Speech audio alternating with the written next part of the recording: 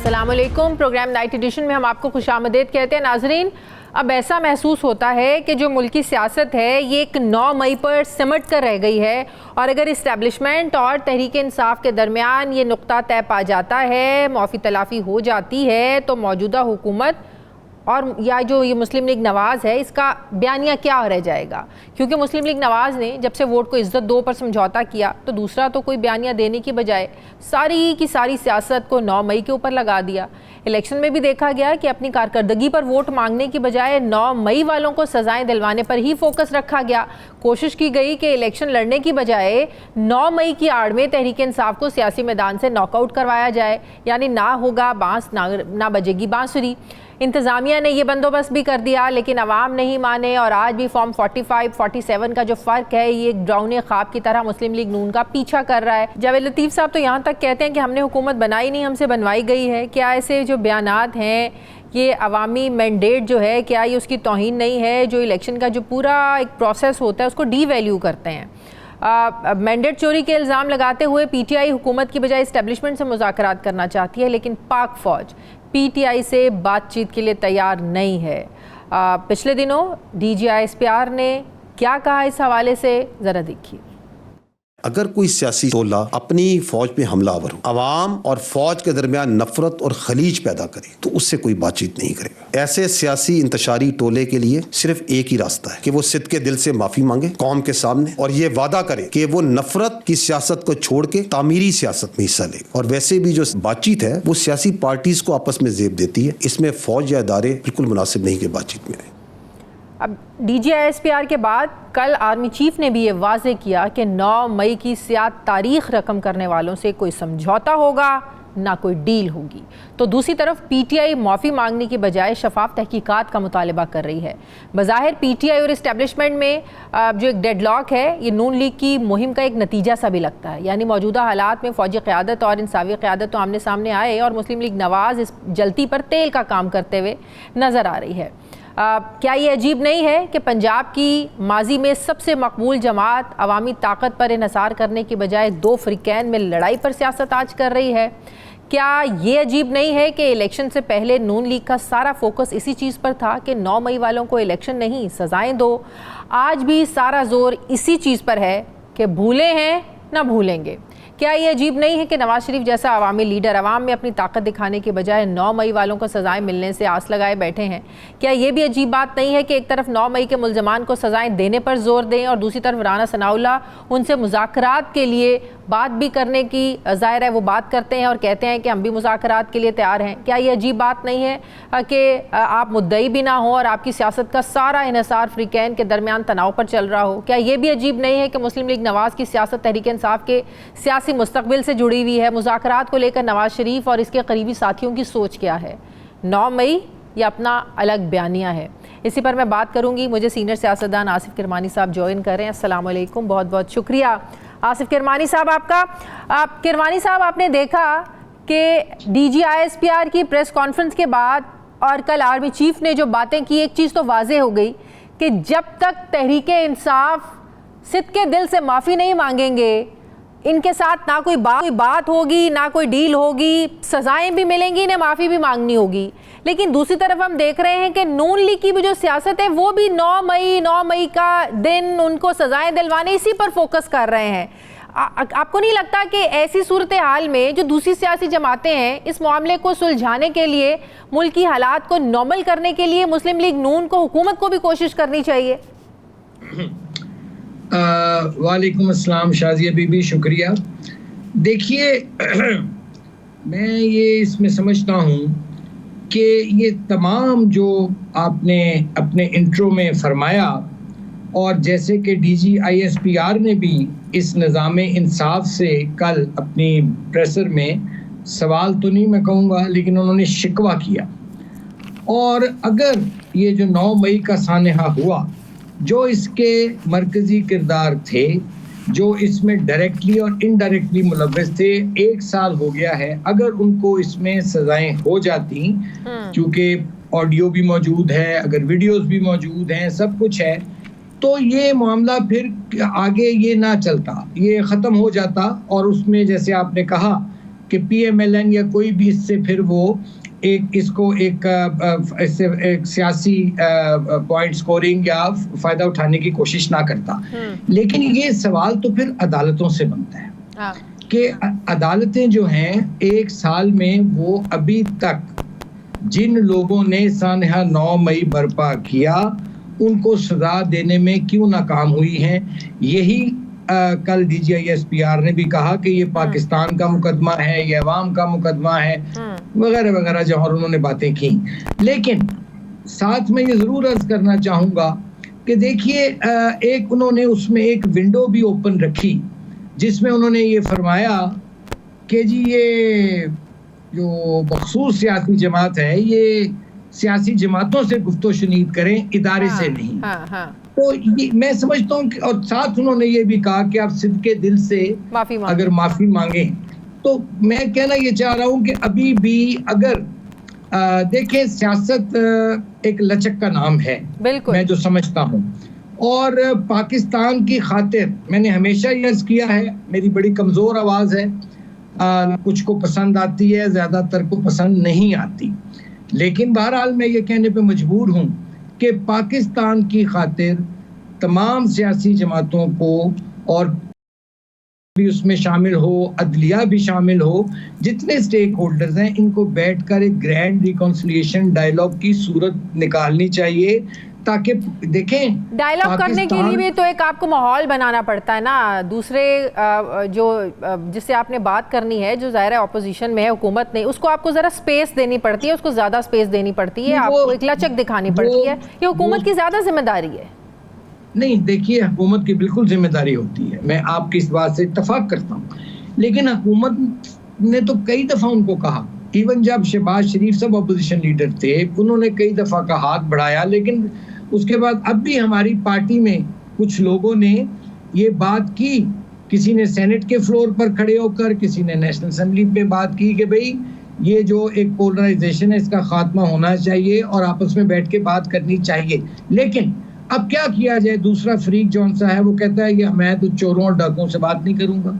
फिर उसी पार्टी के PTI के जो 2 लीडर हैं, एक ने कहा जी कि हम हर एक से बात करने को तैयार हैं, मेरी Murad Shibli Faraz is on the record. अगर इसी तरह ये एक डेडलॉक रहा, पाकिस्तान को आपने क्या इस बंद गली में रखना है? जो पाकिस्तान के लोगों के इश्यूज हैं, गुर्बत है, महंगाई, बेरोजगारी, मिडिल क्लास पिस कर रह गई, खत्म हो रही है तेजी से मिडिल क्लास, अमीर अमीर तार हो रहा है, गरीब गरीब तार हो रहा है। अगर तो हमने आपस में चोंचे लड़ानी है तो मैं एक आपको बात बता दूं, फिर वो कहते थे ना, वो क्या एक माकूला है कि एक था तीतर एक बटेर, लड़ने में थे दोनों शेर, लड़ते लड़ते हो गई गुम, एक की चोंच और एक की दुम। अगर तो फिर ये चोंच और दुम अपने आप में तोड़वानी है तो फिर बिस्मिल्लाह चलते रहो और पाकिस्तान को मजीद अदम इस्तेहकाम का शिकार करें। मैं आप लचक की बात कर रहे हैं, हुकूमत किस किस्म की लचक का मुजाहरा कर सकती है? देखिए जी हुकूमत को चाहिए कि उनके साथ एंगेज करें। अच्छा दूसरी बात ये है कि उनको भी चाहिए, PTI वालों को भी, कि पाकिस्तान की खातिर अगर उनको वक्ती तौर पर देखें, सानिया 9 मई हमने तो नहीं कराया, सानिया 9 मई फौज ने तो नहीं कराया, भाई एक वाकया हुआ है, या तो उसकी आप उससे अपने आप को डिस्टेंस कर दें, कह दें हमारा कोई ताल्लुक नहीं है उससे, आप उसको ओन करते भी हैं और फिर नहीं भी करते। अच्छा इसलिए मैं समझता हूं कि ये एक जो विंडो DGI-SPR ने एक अपॉर्चुनिटी विंडो खोली कि भाई अगर सिद्के दिल से आप लोग तौबा ताइब होता है ना, इंसान माफी मांगता है ना जाके,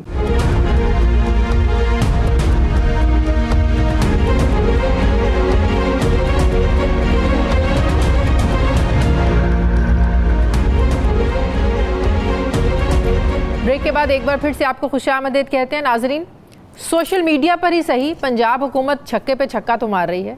हर दूसरे तीसरे दिन हुस्न कारकर्दगी की प्रेस कॉन्फ्रेंस करके ये बताया जाता है कि वज़ीर आला मरीम नवाज़ कितने स्कोर बना चुकी हैं, और ये सिलसिला तो उनके हल्फ उठाने के बाद से ही शुरू हो गया। एक तरफ सस्ती रोटी जिसको हुकूमत अपनी सबसे बड़ी कामयाबी आज मानती है, हकीकत में तो वो तो अपने किसान पर जुल्म का एक नतीजा है जो अपनी गंदम में आज अपनी गंदम को खेतों में लिए बैठा है। एक तरफ बिला ज़रूरत गंदम इंपोर्ट की गई और फिर इसकी गलती पर पर्दा डालने की कोशिश की जा रही है। दूसरी तरफ किसानों के एहतजाज को आज सियासत का नाम दिया जा रहा है। क्या कह रही है हुकूमत, ज़रा देखिए।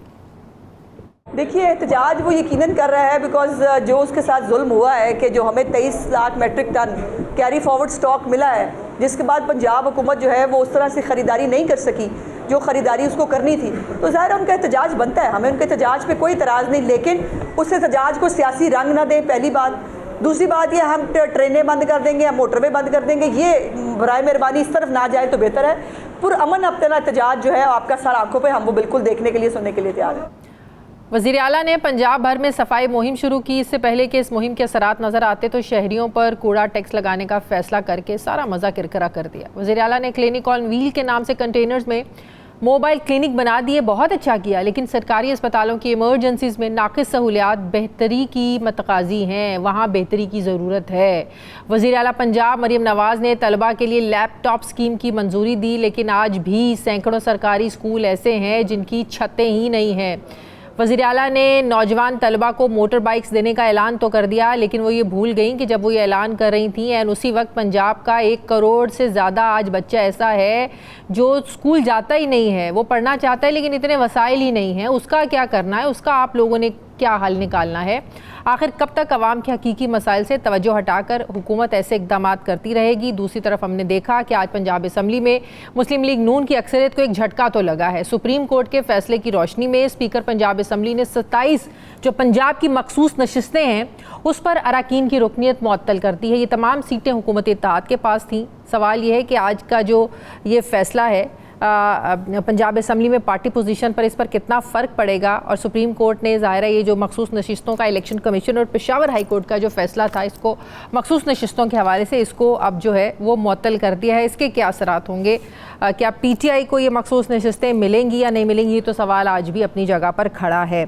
मैं बात करूँगी लाहौर स्टूडियोज़ में मुझे ज्वाइन कर रहे हैं opposition leader Punjab assembly Malik Ahmad Khan Bhachar साहब। अस्सलाम वालेकुम, बहुत शुक्रिया मलिक साहब। इन सब चीज़ों पर बात करने से पहले कल 9 मई गुजरा है, जो 4 दिन पहले DGI-SPR की प्रेस कॉन्फ्रेंस थी, उसके बाद PTI के लोगों को इतना सख्त रद्द-ए-अमल देने की ज़रूरत थी? अभी तो ये हालात की डिमांड है कि सिचुएशन को नॉर्मलाइज किया जाए, हालात को संभाला दिया जाए, ना कि सख्त रवैये सख्त लहजे अपनाकर पार्टी को और मुश्किल में डाला जाए। बिस्मिल्लाहिर्रहमानिर्रहीम। देखें जी, बात यह है कि 9 मई आज से 1 साल पहले गुजरा, आज 10 मई 1 साल और 1 दिन हो गया।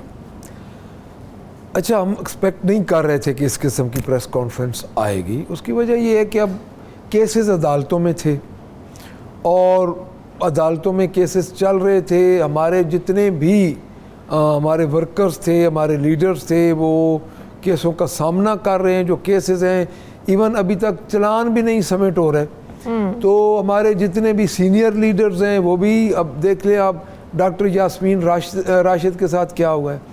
एक 70-80 साल की बुज़ुर्ग हैं, डॉक्टर एजाज चौधरी साहब हैं, उमर चीमा हैं, चौधरी परवेज़ इलाही हैं, महमूद रशीद हैं, ख़ुद हमारे चेयरमैन हैं शाह महमूद कुरैशी साहब हैं।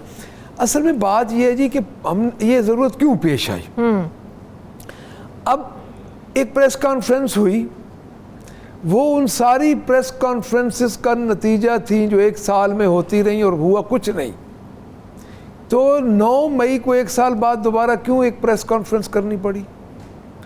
और फिर हमारी पार्टी ने कैटेगोरिकली उस प्रेस कॉन्फ्रेंस को वो एक लिहाज से आप लोगों के लिए मैसेज भी था ना, सियासी जमातों से बात करें। अच्छा, मैं एक इसमें और अर्ज करूं कि जो बातचीत है, हमारा बातचीत का, हमारे चेयरमैन का फैसला है कि हम बातचीत नहीं करेंगे। अरे ये तो नई बात है। अब हम केसेस का बात नहीं करेंगे, हम केसेस का सामना करेंगे। देखें, जो बात ये कोई नया फैसला हुआ? नहीं, ये पुराना फैसला ही है। मैं आपको वही बता रहा हूँ, मुझे अब थोड़ा सा बात करने जी प्लीज।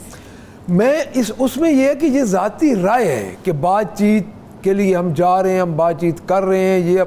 ये पार्टी का कलेक्टिवली फैसला अभी नहीं हुआ, क्योंकि मैं खुद, मेरी मुलाकात हुई थी चेयरमैन साहब से। कब हुई थी, कब की बात है? 10-12 दिन पहले। और ये 10-12 दिन पहले का खान साहब का ये फैसला है कि हमने किसी से बात नहीं करनी है। उन्होंने ये कहा है कि हम बातचीत डील की शक्ल में नहीं करेंगे। देखिए, हमारा एक मुतालबा है, बातचीत, माफ़ी, हर चीज़ उसमें कवर होती है। मुतालबा ये है कि हमें जुडिशल कमीशन बना दें, जुडिशल कमीशन एक फ़ैसला करे, CCTV कैमरास हैं, एक सेफ सिटी का निज़ाम है लाहौर में। बात यह है कि अगर जुडिशल कमीशन में आप एक फ़ैसला पहले कर लेते हैं, हमने ये फ़ैसला नहीं किया कि हमारा कसूर है या नहीं। हम ये चाहते हैं कि हमें एक मौका फराहम किया जाए जुडिशल कमीशन की शक्ल में। देखिए, आप एक सिंगल लार्जेस्ट पार्टी को दहशतगर्द कर रहे हैं। रात को असेंबली में एक करारदाद पेश हुई है जो कि अक़लीती तौर पे पास हुई है। वही 27 मेंबर जो आज नहीं है, वो स्ट्रेंजर थे हाउस में, वो शामिल थे उनकी वोटिंग में।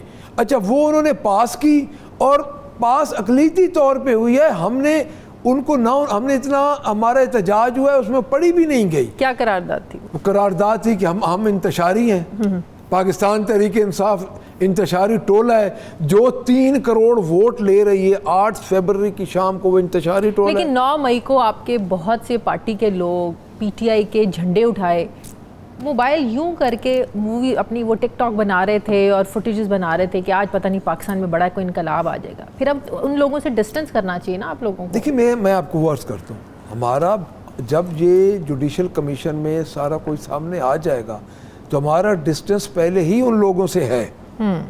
सिर्फ मुझे एक बता दें कि एक जगह पे आप प्रेस कॉन्फ्रेंस करते हैं और दूध का धुला हो जाते हैं, और उसी FIR में, उसी गाड़ी में, उसी मौके पे दूसरा बंदा होता है और वो आज दिन तक जेल में। देखिए, मैं ये नहीं कहता, इस वाक़े पे मुझे भी अफसोस है, बिल्कुल है, होना चाहिए। ये वाक़या नहीं होना चाहिए, बिल्कुल नहीं होना चाहिए था। और हम उतने ही अपनी फ़ौज के, अपने इदारे के मुतालिक हमें एहतराम है जितना कि उनके जो आज सो कॉल्ड गवर्नमेंट जो ये बनी हुई है, जितना वो कहते हैं कि हमें एहतराम है, हमने उनसे ज़्यादा एहतराम किया है। और आपको याद होगा कि जिस तरह ओपनली मियाँ नवाज शरीफ साहब ने, जिस तरह उन्होंने गुजरांवाला में तो जो आप कह रहे हैं कि हाँ, सब कह रहे हैं कोई बातचीत नहीं होगी। शिबली फराज साहब ने कुछ दिन पहले, कोई हफ्ता 10 दिन पहले उन्होंने ये बात की थी कि बात होगी, मशरूत तौर पर बात होगी। डेफिनेटली मैंने वही अर्ज़ की है कि डील के तहत बात नहीं होगी, बात होगी उन कंटेंट्स में जिन कंटेंट्स में हमें इस किस्म का हमें एक इंसाफ का फोरम मुहैया किया जाएगा। से तो आप बात करना नहीं चाहते हैं, नंबर 1। नंबर 2, जिन लोगों से आप लोग बातचीत करना चाहते हैं वो तो आप लोगों से बातचीत नहीं करना चाहते हैं। उन्होंने तो कह दिया सियासी जमातों से आप लोग बात करें। अब मैं आपको बताता हूं, तो चोर डाकुओं से तो आप बात नहीं करना चाहते, बकौल आपके वो चोर डाकू। मैं आपको बताता हूँ, हम उनसे बात इसलिए नहीं करते कि हमारा उन्होंने मैंडेट छीना हुआ है, जिसकी एक शक्ल आपके सामने आ चुकी है पंजाब असेंबली। बीजेपी से तो बात नहीं करनी, अब कांग्रेस से तो बात नहीं करनी ना आप लोगों ने। आप लोग पाकिस्तानी सियासतदान है, यहीं की जमातों से बात करनी है ना। हम इस हक में हैं। अच्छा, एक और मुझे बात बताएं, तहरीक तहफ़्फ़ुज़ पाकिस्तान, जो आईन तहफ़्फ़ुज़ पाकिस्तान है, उसमें सियासी जमातें जो हमारे साथ आई हैं उनसे हमने बातचीत की है, तो आई हैं, पहली बात। दूसरी बात यह है जी कि बात है सीधी सी, अगर हमारा मैंडेट जिन जमातों ने चोरी किया हुआ है, अब इस वक्त पंजाब में ये जो सीटें हमारी वापस आ रही हैं, इससे हम पहुंच जाएंगे 136 पे, और जो 49 सीट्स हमारी इस वक्त जो ट्रिब्यूनल्स में, अगर वो हमारी वापस आ जाती हैं तो पंजाब में तो हमारी गवर्नमेंट आती है। तो बातचीत तो हम उनसे करें कि कैसे करें कि जिनके पास हमारा मैंडेट है और उन्होंने हमारा मैंडेट चोरी करके वो बैठे हैं, पहले हमारा मैंडेट वापस हो तो फिर हम उनसे भी बात करेंगे। जिन लोगों, आप एहतसाब करें, आप सजाएं दें, जो लोग इसमें मुलव्विस हैं सजाएं दें, हम माफ़ी मांगते हैं। अगर डायरेक्टली इनडायरेक्टली अगर कोई समझता है पाकिस्तान की खातिर इतना तो कुछ हो सकता है कि नहीं हो सकता। मैं अब हम तो यही बात कह रहे हैं कि मैं जुडिशियल कमीशन बना के दें, उसमें डिटरमन हो जाएगा कि किसका कितना कसूर है। देखिए, अब एक जगह पे एक रेजोल्यूशन असेंबली में दे देनी और उस पर ये बात कर देनी और उसको अक़लीती तौर पे पास भी कर देना। देखिए, पाकिस्तान तहरीक इंसाफ ने 3 करोड़ वोट लिया हुआ है, कोई मजाक नहीं है। और उसके बाद दोनों सूबों में हमें हमारे से गवर्नमेंट DGISPR ने अपनी प्रेस कॉन्फ्रेंस में कहा, उसमें तो नहीं लगता कि आप लोगों को ज़्यादा वोट पड़ा है। अब अगर वो हमारे से कैलकुलेशन मांगेंगे तो हम उनको दे देंगे। लेकिन आप लोगों की जो शर्त है, पहले इमरान खान जेल से बाहर आए फिर कोई बात होगी, कोई प्रैक्टिकल बात नहीं है आप लोगों की। देखिए, हम इमरान खान को जेल से बाहर इसलिए कह रहे हैं कि इमरान खान पहले जेल से बाहर आए, क्योंकि इमरान खान पे जितने भी मुकदमात हैं वो बोगस हैं। बहुत शुक्रिया। Opposition leader Punjab assembly Malik Ahmad Khan Bachar sahab मेरे साथ थे। मुझे ब्रेक लेनी है, नाज़रीन वापस आते हैं छोटे से वक्फे के बाद।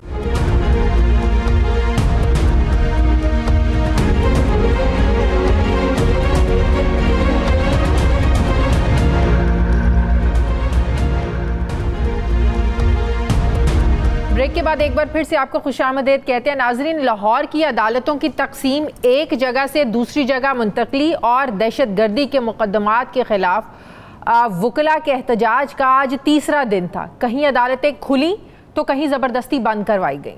मुकदमात पर समाअत ना होने की वजह से जाहिर है जो शहर से बाहर से लोग आते हैं साइलिन, वो भी बहुत ज़्यादा परेशान हो रहे हैं। वकला निकले तो एहतजाज करने थे, लेकिन 8 मई को 2 दिन पहले पुलिस ने इस एहतजाज के साथ जो किया, मुझे तो वो मनाजिर देखकर मुशर्रफ दौर की वकला तहरीक याद आ गई।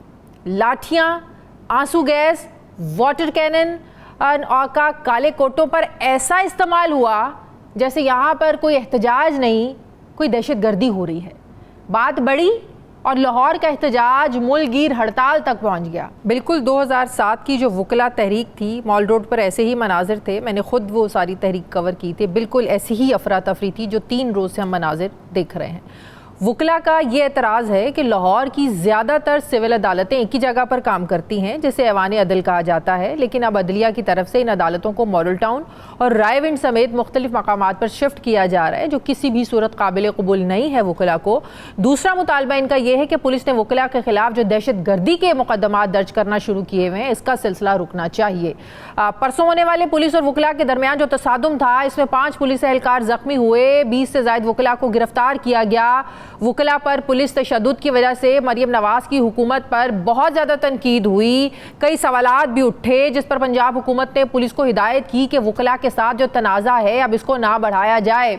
शायद उसी हिदायत का नतीजा है कि अब ये खबरें आ रही हैं कि पुलिस की तरफ से जो गिरफ्तार होने वाले जो वकला हैं उनको शख्सी ज़मानत पर छोड़ दिया गया है। लीगी रहनुमा तलाल चौधरी ये कहते हैं कि ये वकला और अदालतों का मामला है, पंजाब हुकूमत इसमें फ़रीक नहीं। तो फिर अगर पंजाब हुकूमत इसमें फ़रीक नहीं है तो वकला इस तनाज़े में फ़रीक समझते किसको हैं? कौन है फ़रीक? इसके आला अदलिया और हुकूमत से मुतालबात हैं क्या मुज़ाकरात का भी कोई रास्ता है या नहीं? मुज़ाकरात से इस मामले का हल निकल सकता है या नहीं? वकला पर जिस तरीके से लाठी चार्ज और शेलिंग की गई, पंजाब हुकूमत ने इस अमल से हाथ उठा लिया, तो क्या ये पुलिस का अपना फैसला था?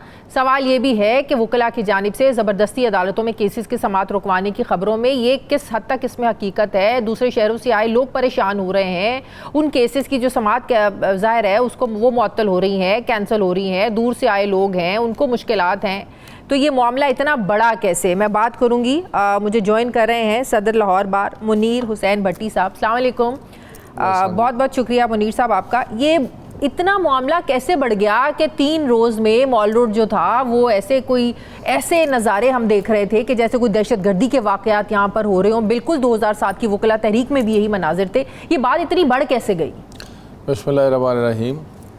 बहुत शुक्रिया जी, आपने मेहरबानी की, हमारे मसले को बड़ा उजागर किया। ये 2-3 दिन का मसला नहीं है, ये मसला पिछले दिसंबर में शुरू हुआ जब ये नोटिफिकेशन, इन्होंने एक मुतनाज़ा नोटिफिकेशन जारी किया जिसमें कोर्ट्स को तकसीम करने का मामला जो है किया गया। और जो दहशतगर्दी के मुकदमात हैं, ये पिछले 2-2.5-3 साल से जो पिछले चीफ जस्टिस साहब थे उनके दौर में ये रवाज उन्होंने शुरू किया कि अगर कोई वकील थोड़ी सी अपने साइल को इंसाफ दिलाने के लिए हाई वाइस भी करता है कोर्ट के अंदर तो दहशतगर्दी हो जाती है। अगर वो किसी एलमद से फ़ाइल मांगता है तो उसके ऊपर दहशतगर्दी हो जाती है। अगर वो जज साहब के साथ कोई अपना मुतालबा करता है तो फिर उसमें भी दहशतगर्दी हो जाती है। अगर एग्जेक्टिव में जाके कोई बार का नुमाइंदा किसी एग्जेक्टिव ऑफिसर से, जैसे हाफिज़ाबाद में हमारे जनरल सेक्रेटरी साहब जो है DC साहबा के पास गए किसी वकील के काम के लिए, तो उन्होंने काम नहीं किया, इस दहशतगर्दी का मुकदमा दर्ज कर दिया गया। ये बेसिकली उस आवाज़ को दबाने की कोशिश कर रहे हैं जो इस मुल्क में एक सिंगल आवाज़ मैं समझता हूँ रह गई है। आपने देखा कुछ अरसे में इस मुल्क में जमहूरी कुव्वतों को, लेकिन ये भी एक हकीकत है, वकला भी अपने आप को अनटचेबल समझते हैं। नहीं, ऐसी बात नहीं है, मैं आपको अर्ज़ करता हूँ। देखिए, हमारे जो है जो एक अकाउंटेबिलिटी का सिस्टम है वो मौजूद है। हमने चीफ जस्टिस साहब को कहा कि अकाउंटेबिलिटी के लिए हम हाजिर हैं। हम समझते हैं कि जो तबका अकाउंटेबल नहीं होता वो कभी भी पुरवकार नहीं होता, वो रिस्पेक्टेबल नहीं होता। आपके लाहौर हाई कोर्ट के 5 जजेस जो हैं मिसकंडक्ट ट्रिब्यूनल के चेयरमैन हैं। आप तमाम जितनी वकला के ख़िलाफ़ शिकायत हैं आप उन ट्रिब्यूनल को एक्टिवेट करें।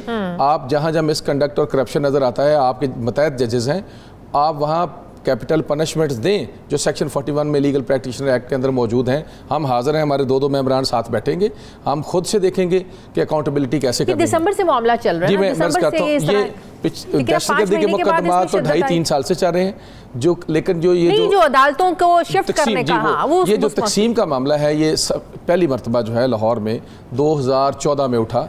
और 2014 के बाद जो है इसके ऊपर एजिटेशन, इसी तरह से एजिटेशन हुई और फिर ये सीनियर जजेस की जो एसी कमेटी है उसके अंदर रखा गया। हाँ। और एसी कमेटी ने कहा ये वायबल नहीं है और फिर इसको नोटिफिकेशन को विड्रॉ कर दिया गया। फिर उसके बाद 2018 में फिर इसको दोबारा से उठाया गया। 2018 में फिर इसी तरह की एजिटेशन हुई। ये तीसरी अटैम्प्ट है जो मैं समझता हूँ ये जुडिशल सिस्टम के ऊपर, ये निज़ाम अदल के ऊपर ये अटैम्प्ट है, ये एक हमला है। क्यों, एक क्या मसला क्या है? आप लोगों को थोड़ी सी हमें भी मंतक समझाने की कोशिश करें। अगर रायगढ़ में हो रही है तो आसपास के लोगों को रायगढ़ दायरा नजदीक पड़ेगा। अगर तो मॉडल टाउन में हो रहा है तो वहाँ के लोगों को आसानी होगी। आप लोगों को मसला जी मैं अर्ज करता हूँ अगर तो इसके पीछे और बात है, गहरी साजिश है, वो उसको मैं आपको समझाने की कोशिश करूँगा। सबसे पहली बात तो ये है, अगर कॉन्सेप्ट ये है कि डोर स्टेप पे आपने इंसाफ देना, अगर कॉन्सेप्ट ये है जो कि चीफ जस्टिस पाकिस्तान जो हैं या chief justice Lahore high court का अगर ये उनका ये माइंड सेट है कि डोर स्टेप पे ये देना चाहिए, तो आपके सामने बड़ी एजिटेशंस आप देख रही हैं। फैसलाबाद डिवीज़न वालों की बड़ा पुराना मुतालबा है कि फैसलाबाद डिवीज़न में लाहौर हाई कोर्ट का बेंच होना चाहिए, सरगोदा में लाहौर हाई कोर्ट का बेंच होना चाहिए, गुजरांवाला डिवीज़न में लाहौर हाई कोर्ट का बेंच होना चाहिए। और हम कहते हैं कि अगर आप डोर स्टेप वाले कॉन्सेप्ट को लेते हैं तो आप हर तहसील में, हर ज़िला में लाहौर हाई कोर्ट का बेंच भी दें, सुप्रीम कोर्ट का बेंच भी दें, ताकि डोर स्टेप पे इंसाफ हो। ये बात नहीं है। असल इसमें बात क्या है, पाकिस्तान में तहरीक पाकिस्तान से लेकर 2007 की जजेस बहाली तहरीक तक और जो भी जितनी भी इस मुल्क में ह्यूमन राइट्स के लिए चलने वाली तहरीक, इस मुल्क में जमहूर की बहाली के लिए, इस मुल्क में इंडिपेंडेंस ऑफ जुडिशरी के लिए, रूल ऑफ लॉ के लिए, दस्तूर की बालादस्ती के लिए जितनी भी तहरीक चली वो पाकिस्तान के किसी भी कोने से चली, लेकिन कामयाबी के जीने हमेशा उसने लाहौर से चढ़े। लाहौर चूँकि एशिया की सबसे बड़ी बार है, एक बड़ी स्ट्रेंथ है और यहाँ बैठे हुए लोग जो हैं, ये मैं अर्ज करता हूँ, ये बेसिकली चाहते क्या है? बेसिकली चाहते ये हैं जो ताकतें पिछले अरसे में आपने देखा होगा, ख़ास तौर पे 1-2 सालों से जमहूरी कुव्वतों को दीवार के साथ लगाया जा रहा है, ह्यूमन राइट्स की इस तरह से वायलेशन हो रही है इस मुल्क के अंदर, और लोगों की चादरवारी का जिस तरह से तकद्दस पमाल हो रहा है, और आप देखें इवन आपका मीडिया जो है कंट्रोल करने की कोशिश की जा रही है। ये सारी चीज़ें जो हैं, इन सारे के सारे मामलात के अंदर मैं समझता हूँ एक ही आवाज़ है जो सारी चीज़ों के लिए उठती है, वो वकला की आवाज़ है। ह्यूमन राइट्स की बात करते हैं, रूल ऑफ लॉ की बात करते हैं, जमहूरी को मैं समझा बिल्कुल आप मैं करीब आ गया जी। मैं कहने का मतलब ये है कि वो समझते हैं कि अगर हम इनको डिवाइड कर देंगे, जगह जगह पे स्कैट कर देंगे, तो ये उस आवाज़ वो जो ताकतवर आवाज़ है जो रूल ऑफ लॉ के लिए उठती है वो नहीं उठ सकेगी। ये असल जी मैं अर्ज़ करता हूँ। देखिए लाहौर में इतनी बड़ी बार एसोसिएशन, लॉयर्स की बहुत बड़ी तादाद है, लाहौर हाई कोर्ट यहाँ है, इसी के साथ हमारा ईवान अदल है, सेशंस कोर्ट है, फेडरल कोर्ट्स हैं, करीब हैं, और सारा दिन लोग जो है वो अदालतों के अंदर काम करते हैं। जब भी कोई एजिटेशन होती है रूल ऑफ लॉ के हवाले से लोग इकट्ठे हो जाते हैं, और जो लोग ये समझते हैं, जो ताकतें ये समझती हैं कि रूल ऑफ लॉ के लिए कोई आवाज़ उठाने वाला ना हो, आज़ाद मीडिया के लिए बात करने वाला कोई बंदा ना हो, आज़ाद जुडिशरी के लिए भी बात करने वाला बंदा, वो ये ताकतें चाहती हैं। इधर से उठे, ये मॉल रोड के उसी रेडियस में है ना सारा कुछ, लाहौर हाई कोर्ट भी है, सारा करीब है। एक मुझे पता है बिल्कुल भाई। आप लोग सोच रहे हैं इधर से उठे उधर चले गए, उधर से एक सड़क का ही फर्क है ना। आप लोग साइलिन का क्यों नहीं सोचते? मैं अर्ज करता हूँ, बात यह है, अगर आप साइलिन के हवाले से भी अगर ये बात की जाए, मैं आपको पूरी दुनिया में जितने मेट्रोपॉलिटन सिटीज़ हैं, ये मेरी रिसर्च है, मैं बड़े वसूख से ये बात कर सकता हूँ। इवन पाकिस्तान में मैं आपको 2-3 मिसालें दे सकता हूँ। कराची के बहुत बड़ा शहर है, लाहौर से भी बड़ा शहर है। 4 अजला की कोर्ट्स का क्लस्टर कराची में एक है, 4 सेशन जज बैठते हैं, चारों की एडमिनिस्ट्रेशन वहीं बैठती है, और एक क्लस्टर कोर्ट का क्लस्टर एक जगह पे है। इसी तरह से इस्लामाबाद के 2 अजला हैं, और दोनों अजला की जो कोर्ट्स का क्लस्टर है वो एक जगह पे, दोनों सेशन जज एक जगह बैठते हैं। पेशावर में इसी तरह से है। मेरे साथ आपके साथ वाले मुल्क में, इंडिया में, पंजाब और हरियाणा दोनों सूबों की जो हाई कोर्ट है वो चंडीगढ़ में एक जगह पे है। इसके पीछे विजडम क्या है? विजडम ये है कि अंडर वन रूफ जो है लिटिगेंट को अपनी चॉइस का वकील मिल सके, जो आर्टिकल 10A के तहत कॉन्स्टिट्यूशन में सेफ गार्ड किया जाता है कि आपको अपनी चॉइस का वकील मिले ताकि आपका फेयर ट्रायल आपको मिल सके। इसी तरह से जो वकील जो है उसको अंडर वन रूफ वो ज़्यादा से ज़्यादा अदालतों के अंदर पेश होकर मैक्सिमम लोगों के काम कर सके। बहुत शुक्रिया सदर लाहौर बार मुनीर हुसैन भट्टी साहब मेरे साथ हैं। सर बहुत शुक्रिया आपका। नाज़रीन, प्रोग्राम का वक्त खत्म हो गया है। फीडबैक दें, अपना ख्याल रखें, मुझे इजाज़त दें। अल्लाह हाफ़िज़।